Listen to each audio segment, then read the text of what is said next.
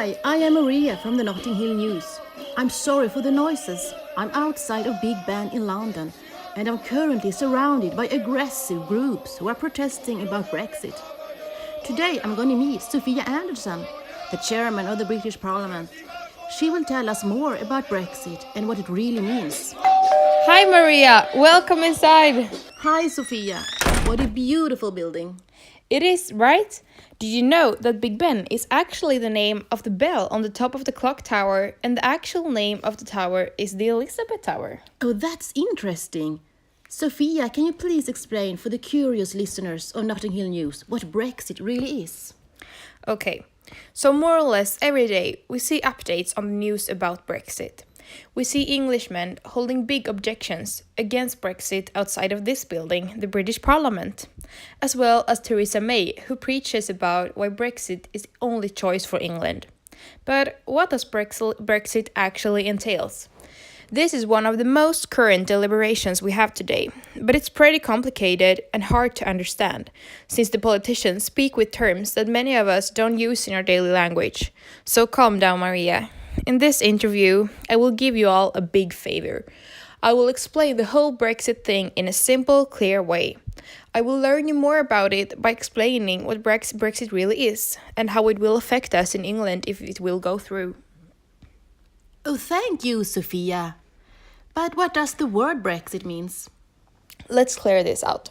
Brexit is short for British exit, and it is the word people use to talk about the United Kingdom's decision to leave the European Union.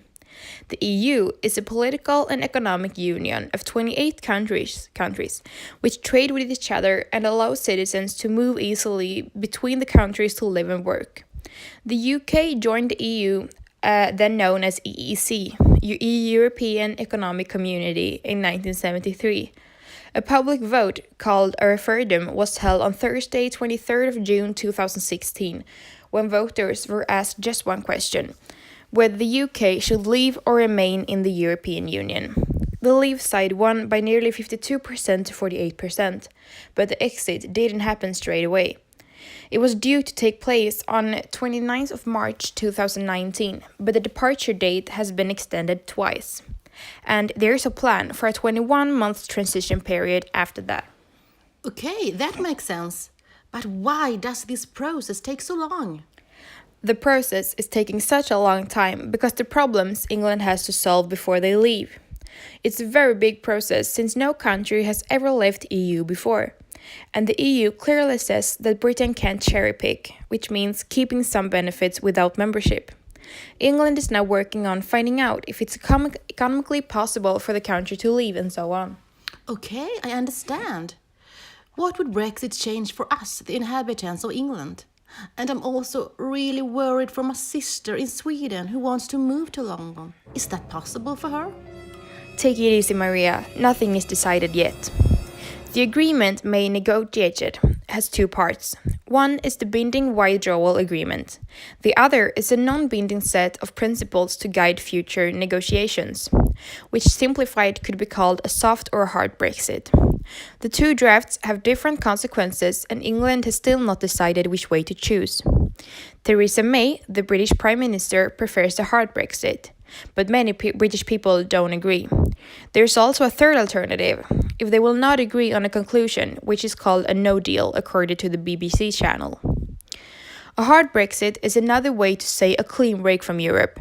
That means Britain giving up membership of the EU single market, an arrangement that enables the country to trade freely with its European partners without restrictions or tariffs. Supporters of a hard Brexit want freedom to set up their own trade deals and rules. The problem is that drawing up its own independent trade agreement will take a lot of time and, in the meanwhile, force the country to use less favorable World Trade Organization rules. If Britain finds itself outside of the customs union, imported goods will suddenly become much more expensive, squeezing consumer spending across the country and weighing on the many firms that buy in European materials and do business with their European partners. At present, roughly 45% of the UK's export are to the EU, while 50% of the goods it imports come from the EU. So, if they leave the EU, this can lead to economic problems for England if they not start a cooperation with other countries, such as the US, for example, which I think there is a big chance that they will actually. Since the US will probably support Brexit, there's a chance that they will batter up to us a bit after. So, a no deal scenario means if British politicians fail to come to an agreement, the country will walk away with no deal at all. Unlike a hard Brexit, which could theoretically include some type of agreement with the EU and potentially set out a transitional period to negotiate free trade deals, a no deal scenario presents no cushion whatsoever. Economists across the world have repeatedly warned against a hard Brexit. When they discuss a no deal scenario, their predictions are even more catastrophic, according to BBC. So, a soft Brexit. If that happened, the short term of economic impact of leaving the EU would likely to be small. However, if it remained in the single market, the UK would have to maintain the free movement of EU citizens. It would remain subject to judgment of the European Court of Justice, and it would have to contribute to the EU budget. If the UK remained in the customs union, it would be unable to strike its own trade deals with other countries. It would benefit from all trade deals signed by the EU. However, those EU deals signed after Brexit would be negotiated without any UK input. And for your sister in Sweden, it will lead to custom duties as well as Swedes today have when they operate with the US. Swedish companies who receive and sell products to the UK will probably get an economically loss because of Brexit. And according to your sister, Brexit can be a problem. The Freedom Movement Agreement is helping countries within the EU to move simple between the countries. It will be possible for her still, but it will be harder. It will maybe be easier if we will get a soft Brexit though. Okay, that explains a lot. But why did people want Brexit? Why did they vote for it? Yeah, that's a question many people have. Was it about money or rather the lack of it? Some new research by the labor market economists Brian Bell and Stephen Mashim, seen by The Independent, suggests the Leave vote tended to be bigger in areas of the country where wage growth has been weakest since 1997. This would seem to support the popular theory that this was incidentally a giant protest vote against the political class by people who feel economically left behind in modern Britain. But others suggest it was really a cultural divide that was revealed, rather than an economic one. Another popular explanation for the mass support for Leave is that it was a protest by those who are inherently uncomfortable with the social changes in Britain in recent decades, particularly with immigration, and that the Leave vote symbolized a mass longing to turn the cultural clock back. A poll by the Tory peer Laura Ashcroft seemed to support this, with Leave voters being generally much more hostile to concepts such as multiculturalism, social liberalism, feminism, and environmentalism.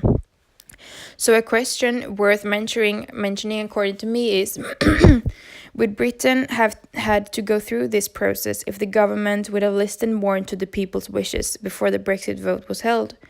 Maybe people then would have been fine and wouldn't vote for Brexit as a protest against the government, which many people did. Okay, thank you, Sophia. Do you think we'll have a second vote for the Brexit? According to the newspaper The Sun, there is one of a third chance that it will be a new vote for Brexit. It's interesting, I think, that people think this will give another result than last time. If it will, why? Have people realized that it's not worth leaving the EU just because they wanted to make a revolution against their government and its politics? I don't know. That's interesting. But what do you think about Brexit, Sophia? Since I'm the chairman of the British Parliament, I'm actually not allowed to tell you. But since I'm a big fan of the Notting Hill News, I will tell you my opinion. But don't tell Theresa May that I've said this. Okay, I promise. I think that Brexit was not the best idea our country have taken. Yeah, I understand that people want to reduce the amount of immigrants we're letting into our country. For example, between 2004 and 2009, we got over 1.5 million European immigrants to the UK, according to Wikipedia. On the other hand, It's thanks to them we're such a mixed nation with a multicultural population, which has given us many successful companies and new ideas, for example. I think that we could have found out better ways to reduce the amount of immigrants than leaving the EU, actually. To be honest, I think that the economy of England will deteriorate if we leave the European Union. The income of the country depends on collaborations with other countries, many of them within the EU. It's impossible to please everyone in a country, but I will do my very, very best in the future to change the politics of our government to make the population here more pleased. And maybe then we can exclude Brexit and get a happy population without drastic actions. I see England as a part of Europe. I think we have left the British Empire way far behind us. Sophia, you are such an intelligent woman. Thanks for this interview. I can finally say that I understand Brexit. Me and the followers of Notting Hill News are so grateful for this. No worries, it was just fun talking to you, Maria. I'll now take the tube back to Notting Hill. Do so, Maria. Be careful so you don't get hit by the protests outside. Have a good one and feel free to contact me again if you have more questions. Oh, thanks, Sophia. Bye-bye. Bye-bye, have a good day. Thank you. That was a very interesting talk if you ask me. That was everything from me today. And remember, think twice before voting on a possibly second vote for Brexit. Think about the consequences of your choices. Together we are strong. Have a good one now. Good night from me, Maria from the Notting Hill News.